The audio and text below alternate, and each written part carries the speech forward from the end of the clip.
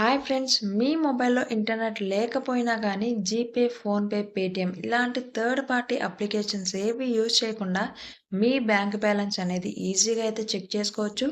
ఎలా చెక్ చేసుకోవాలో నేను మీకిప్పుడు ఈ వీడియోలో అయితే చూపించబోతున్నాను. సో, వీడియోని స్కిప్ చేయకండి. ఫ్రెండ్స్, మీతో పాటు ఈ ఇన్ఫర్మేషన్‌ని మరికొందరు తెలుసుకోవాలంటే వీడియోని లైక్ చేయండి. ఇలాంటి ఇన్ఫర్మేటివ్ వీడియోస్‌ని మిస్ అవ్వకూడదంటే ఛానల్‌ని సబ్స్క్రైబ్ చేసుకోవడం మాత్రం మర్చిపోకండి.